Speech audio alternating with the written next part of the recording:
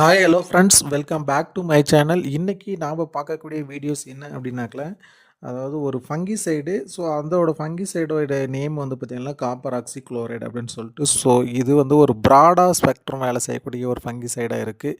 என்ன அப்படின்னாக்கல, நிறைய டிசீஸை வந்து பார்த்திங்கன்னா க்யூர் பண்ணுறதுக்கு இது வந்து எல்லா ஃபங்கிசைடோட நம்ம சேர்த்து கொடுக்கலாம். ஸோ இது வந்து பூஞ்சான சம்மந்தப்பட்ட நோய்களை மட்டும்தான் சரி செய்யுதா அப்படின்னாக்கல, ஸோ அதுவும் இல்லை. இது வந்து பாக்டீரியல் சம்மந்தப்பட்ட நோய்களையும் வந்து சரி செய்யுது.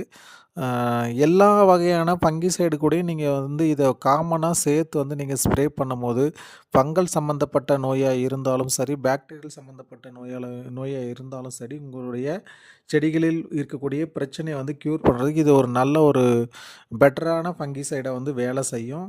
ஸோ அதே மாதிரி நீங்கள் கார்டனில் வந்து யூஸ் பண்ணுறீங்க அப்படின்னாலும், கார்டனில் இருக்கக்கூடிய உங்களுக்கு நோய்களை வந்து பார்த்திங்கன்னா சரி பண்ணுறதுக்கும் இந்த சிஓசி காப்பர் ஆக்சி குளோரைடு வந்து நல்ல ஒரு எஃபெக்டிவான வேலை செய்யும். ஸோ இது வந்து ப்ரிவென்டிவாகவும் வேலை செய்யக்கூடியதாக இருக்கும்.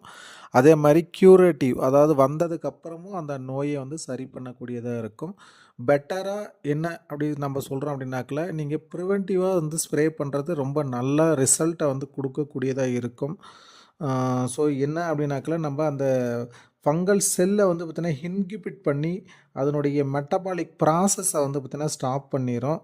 ஸோ அதனால் அந்த ஃபங்கல் வந்து ஃபர்தராக அந்த செடியில் வந்து வளர்ச்சி அடையாமல் ஸ்டாப் ஆயிரும். ஸோ இந்த மாதிரி தான் இந்த ஃபங்கஸ் வந்து இன்ஹிபிட் பண்ணி அந்த ஃபங்கல் சம்மந்தப்பட்ட டிசீஸாக இருக்கட்டும், இல்லை பாக்டீரியல் சம்மந்தப்பட்ட டிசீஸாக இருக்கும், இது க்யூர் பண்ணிட்டு இருக்குது.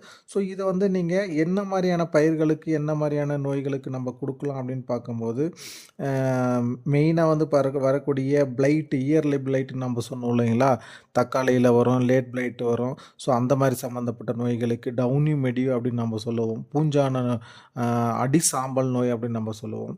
ஸோ ஃப்ரூட் ராட்டு, நிறைய காயில் வந்து பார்த்திங்கன்னா ஃப்ரூட் ராட்டு வந்து ஃபார்ம் ஆகும்.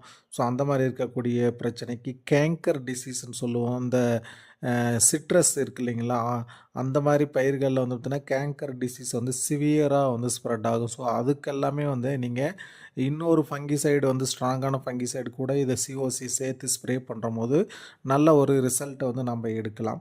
ஸோ டேம்பிங் அப், அதாவது நாற்று வந்து அழுகி அழுகி மடிஞ்சு விழுந்துடும், தக்காளி நாற்று இந்த மாதிரி இதெல்லாம். ஸோ அந்த மாதிரி டைமில் வந்து பார்த்திங்கன்னா சிஓசி வந்து நீங்கள் ட்ரன்ச்சிங், அதாவது ஸ்ப்ரேயிங் வழியாகவும் நம்ம கொடுக்கலாம், இல்லை ட்ரிப்பு வழியாகவும் கொடுக்கலாம், இல்லை ட்ரன்ச்சிங்னா ஒவ்வொரு செடிக்கு வந்து கரைச்சி கரைச்சி ஊற்றுனீங்கனாலே நல்ல ரிசல்ட் இருக்கும். இல்லை நாற்றா இருக்குது அப்படின்னாக்கல மேலேயும் ஸ்ப்ரே பண்ணி விடலாம். இந்த மாதிரி ப்ராப்ளத்தையும் நம்ம கண்ட்ரோல் ஆகும்.